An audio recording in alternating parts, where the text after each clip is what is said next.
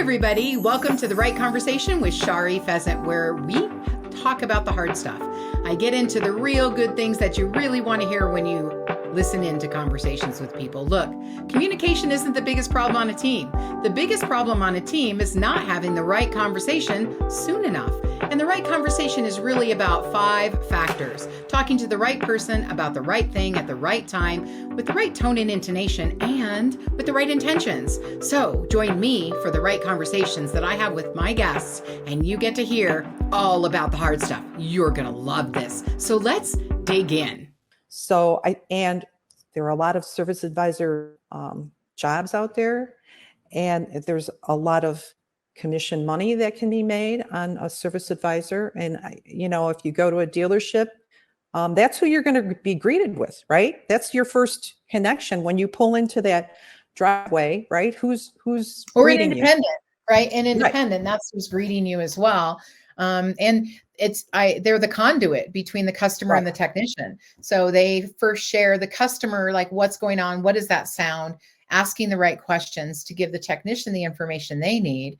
And then the technician gives them information back of what they find on the car. And then you need to translate that to the client so they understand. And, there's always a technician available, hopefully, if they are they can converse properly with a lot of technicians are not very communicative. They don't want to talk to a client, and you probably don't want them to talk to a client. Not to say there's technicians out there that are very great with their communication skills, and they'll have the right conversations. But much of the time, it's really a cohesive effort that you put together for that customer as a team. Right. And then think about the digital inspection. So now you're sending your customer all these pictures. And what if you don't know what that picture is? I mean, so it's really, really important for somebody who likes their industry, right? Maybe can't get their hands dirty or doesn't want to, right? You need to know the general workings of the actual vehicle, and then you can move on to that. We talk about even, working at a parts house, same difference. Can you go pull a ball joint? And, I'm looking for a ball joint, or what are you looking at? Do you even know what a ball joint looks like? So, just the general knowledge of finding out what that car looks like and how it's put together is really, really important to move forward in our industry. And there's so many different avenues that we can look at. Transferable skills, right? So you learn about a general, what a motor looks like. Let's talk about motorcycles. Let's talk about marinas, because right now we have 2 kids over at a marina, and we've got kids over at an ATV doing their internship there, because we realize we have transferable skills that can go into not only automotive, it can go into other industries that kind of spin off of our industry, right? Mm-hmm. Sure, they could work at AutoZone, right? There's all kinds of things that can be done, most certainly, in our industry. The automotive industry, the aftermarket is thriving right now. I mean, that's how you get around, is your vehicle. Now, I know that there's a new generation, that walkability, right? Many cities are designing themselves for walkability. Downtown, you get to live and work within a walking distance. You don't want to own a car. So I get that. However, I don't think cars are going away. There's a lot of people in a lot of rural areas where we need that mode of transportation to get anywhere. And by all means, you might be able to go to work, but how are you going to go on vacation, visit your parents in another state, right? Go take your kids somewhere. A vehicle is, in my mind, a must-have in our lives. Right. Correct. And when we look at our industry or any skilled labor and we're really hurting, right?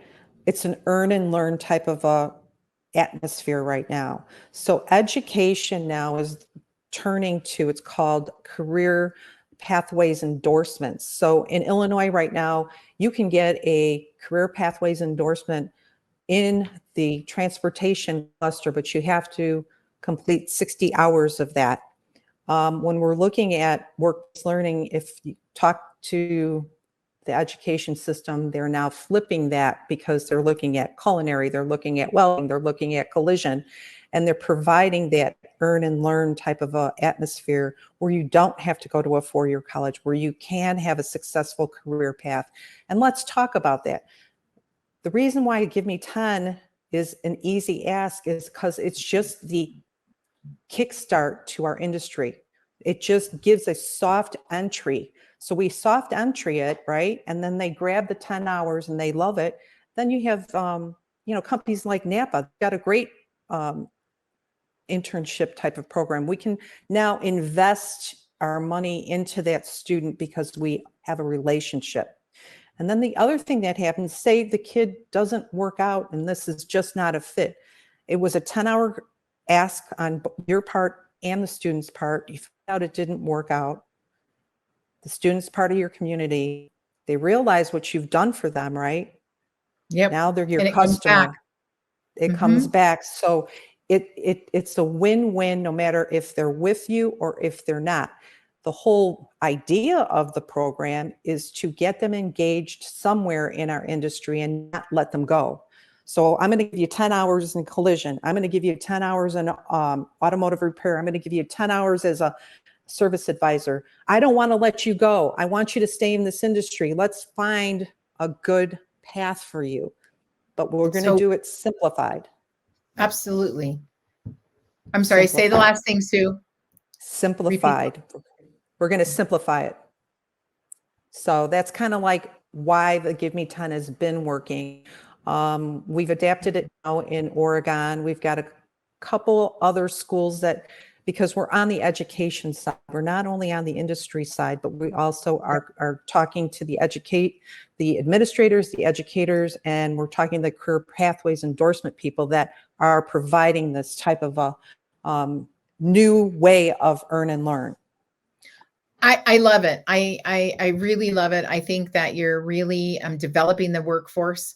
I think that you're helping get rid of the stereotypes that we think they're entitled, right? Because I don't find millennials to be entitled. I find them to be particular.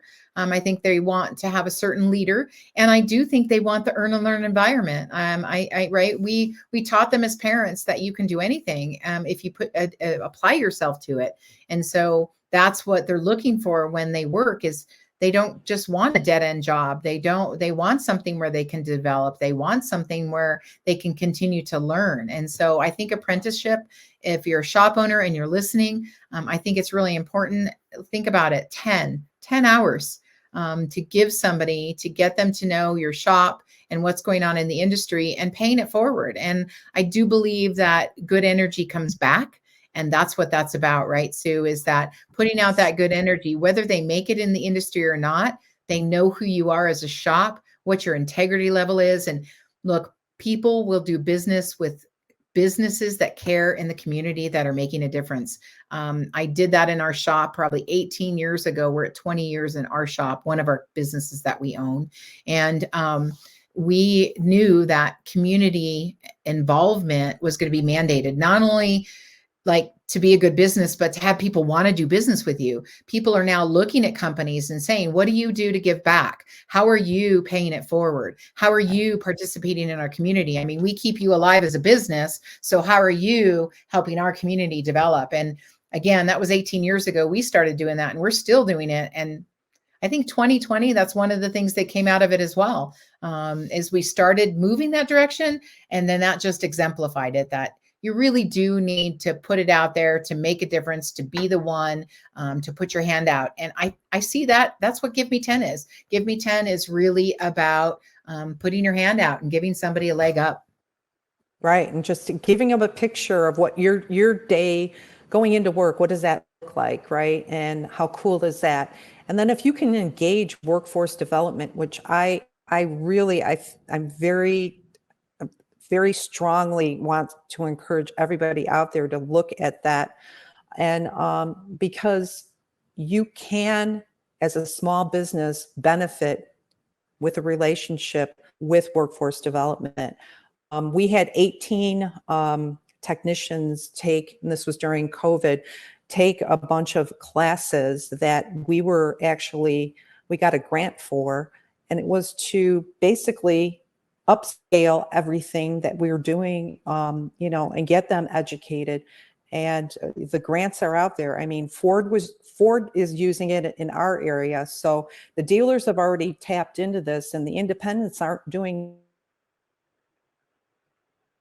They need to know it's available, and it's out there to help you grow as a business.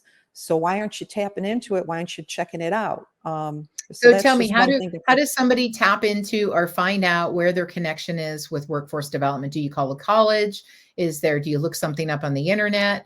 Let's help our viewers find how to get connected with workforce development. What does that look like, Sue? There is a link. You can go in and look for your local workforce development agencies.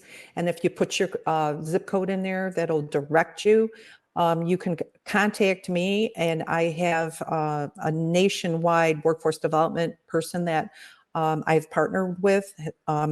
He can direct you. And then if you have a group, we really like to work with groups like with our 10 group, because the opportunity is broader. I'm working right now in McHenry County. We're trying to do the same thing, because workforce wants to take their grant money and give it to a group. So manufacturing, they want to give it to automotive. They want to take a whole group and take care of a group. And we've identified, I mean, nationwide, that we are a skilled labor that's in need of workforce development dollars. So it isn't a question of will I get it? It's the question is where is your workforce development agent, and how can I partner with them, and what money is available, because every area is different. So it all depends on, you know, what is being offered. But I will tell you, in the next 3 years, you're going to see the schools reaching out for work-based learning opportunities. It's going to happen. You're going to see it. It's changing. Absolutely. I agree with you. It is. And I appreciate you letting everybody know today. Now, I'm going to ask you at the end, I ask everybody, what's just one thing you want to leave the audience with? What's just one idea? But we're not there yet. I want you to tell them how to get a hold of you, because you made that offer, like, give me a call or reach out to me. So what's the best way if somebody has heard your conversation, Sue, maybe wants to join in to sponsor, right? Maybe they want to be an investor in this program with you. Maybe they have a child that wants to be in this. Maybe they're that person, that kid that wants to be in this program. How do we help them get a hold of you? You can look me up on my website, which is giveme10.org, and it's TEN.org. You can send me a message, and you know, we'd start the conversation there. We are at different work-based learning conferences right now. We're going to be in Milwaukee in May. We have been at Apex, and there's a lot of different places that we show up and do presentations. So, I mean, So check out your website, right? There's a check out the website. There, yeah.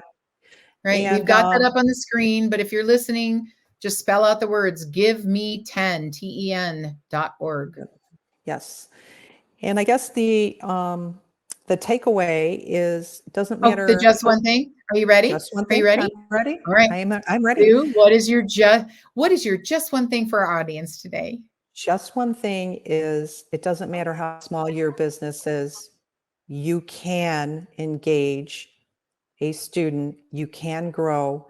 It changes your workflow, and it does make you a better shop owner or owner. It does. Absolutely. It's about paying it forward. It's about synergistic energy, right? It's about thriving in the velocity of a team. And I think a team is excited when they bring someone in that's learning. It kind of gives them a energy of the future, that we still have technicians, right? I'm not alone in this. We can't find it, that there's young people coming into the industry. And I think that does help anyone that's in the industry know that the future is bright. And I think that, Sue, the future's bright with your organization. You're doing such great things for the industry as a female in a male-dominated industry. And I love that. And I love that you're doing something for the new workforce to really engage. And you're filling a gap in our industry. And there are different things that can happen. I think you're right. Before you start an apprentice program, give them 10. let's see, is this a fit before the investment happens? So I think it's a great gap that you're filling, and I'm really excited. I hope that those that listen to the podcast see how intelligent and how masterful Sue is at putting this together, and that you reach out and we start making a difference through giveme10.org. Very much. Sue, thank you. Thank you for the opportunity to share my story. Absolutely. It's a great story, and I think a lot of people will learn from it. So everybody, thanks for joining us for this episode of The Right Conversation with Sue Dixon, founder of Give Me 10. And that is about offering the new workforce 10 hours and your company to see if it's a fit and to help develop our workforce for the future. I hope you're in, and I'll see you on the inside. Thanks for joining me for that conversation. My goal is to change the world one conversation at a time. I hope you'll join me for other podcast guests while we talk about the hard stuff and really dig in. If you love what you hear, like, share, and repost so we can grow this podcast. I hope to see you on the inside.